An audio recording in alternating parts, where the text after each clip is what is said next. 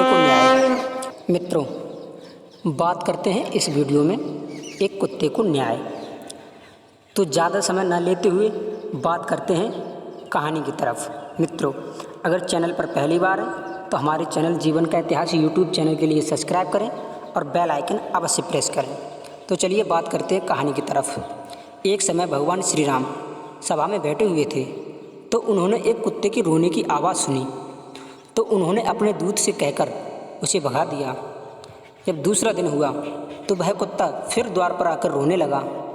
भगवान श्री राम ने फिर से दूत से कहकर उसे भगा दिया।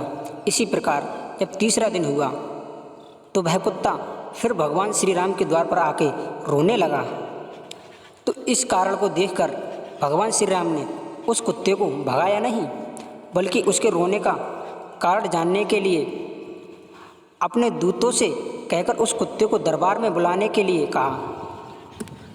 तो कुत्तों ने स्पष्ट जवाब दिया, हे महानुभाव, मुझे पाप योनि में जन्म मिला है, इसलिए यज्ञशाला, हवन गृह, तुलसी का बगीचा और राजभवन, गौशाला, पवित्र तीर्थयात्रा, रसोई घर तथा स्नान संध्या करने के स्थान पर मैं जाने के योग्य नहीं हूँ। तुम जाकर प्रभु श्री राम से कह दो स्वयं आकर मिल लें। दूत ने जाकर श्री राम से कुत्ते की सारी कहानी को बता दिया। ये सुनकर भगवान श्री राम हाथ में छड़ी लेकर स्वयं कुत्ते के पास आए और उसके रोने का कारण पूछा। तो कुत्ते ने राम को बताया, हे दयानिधि, आपने मेरे लिए बड़ा कष्ट किया है जो यहाँ पधारे। हे महाराज, मैंने कोई अपराध नहीं किया है, फिर भी एक सन्यासी ने मुझे पत्थर से मारा है, जिसके कारण मेरा पैर टूट गया है। इसी से दुखी होकर मैं आपकी शरण में आया हूँ। दोस्तों, कुत्ते की बात सुनकर राम ने उस सन्यासी को बुलाया और राम ने पूछा, कहिए स्वामी जी, आपने किस अपराध से इस कुत्ते का पैर तोड़ डाला?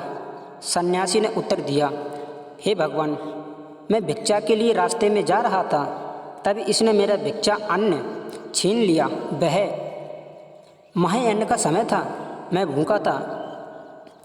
इसके उस अपराध से मुझे क्रोध आ गया और इसको धमकाने की इच्छा से मैंने एक पत्थर फेंककर मारा।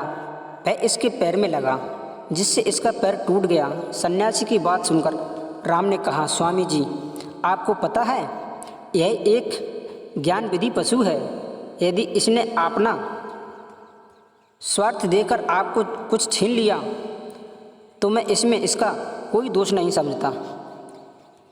यह तो इसकी स्वाभाविक प्रवृत्ति है, इसलिए आप ही इसके अपराधी हैं। श्री राम ने कुत्ते से कहा कि यह सन्यासी तुम्हारा अपराधी है, मैं इसे तुम्हें सौंपता हूँ, तुम जो चाहो इसे दंड दे सकते हो। तभी राम की बात सुनकर कुत्ते ने कहा, हे प्रभु, इस सन्यासी को किसी शिवालय का महंत बना दिया जाए। राम ने उस कुत्ते की बात स्वीकार कर और उस सन्यासी को सुंदर वस्त्र चंदनमाला से सुशोभित कर एक पालकी में बिठाया और तरह तरह के बाजे बजाते हुए उत्सव के साथ एक शिवालय में ले गए और वहाँ का महान्य बना दिया। उस समय अज्ञानतावश सन्यासी अपना भाग्य उदय समझ रहा था। भगवान श्री राम भी अपने साथियों को राजसभा में लौटा लाए। यह सब देखकर कुछ लोगों ने श्री राम से पूछा कि हे प्रभु, इस कुत्ते ने सन्यासी को इस प्रकार दंड क्यों दिया, जबकि उस सन्यासी ने कुत्ते की टांग तोड़ डाली थी। उसको दंड देने की बजाय उसे महांत बना दिया। सब लोगों की बात सुनकर राम ने कहा, इस बात को आप कुत्ते से ही पूछ लो कि उसने ऐसा क्यों किया। तभी सब लोगों ने कुत्ते से पूछा कि आपने ऐसा क्यों किया, उसे दंड देने की बजाय उसे महांत क्यों बना दिया।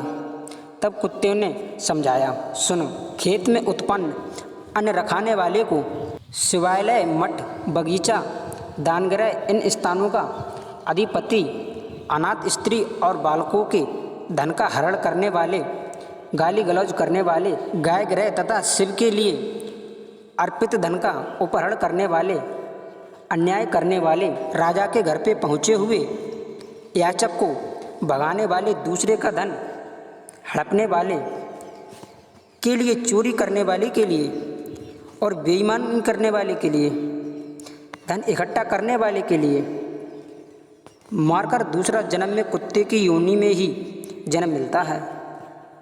ये कटु शब्द सुनकर कुत्ते ने ऐसा कहा कि मैंने भी कुत्ते का जन्म इसीलिए पाया है क्योंकि मैं भी अपने पिछले जन्म में एक मटका महान था।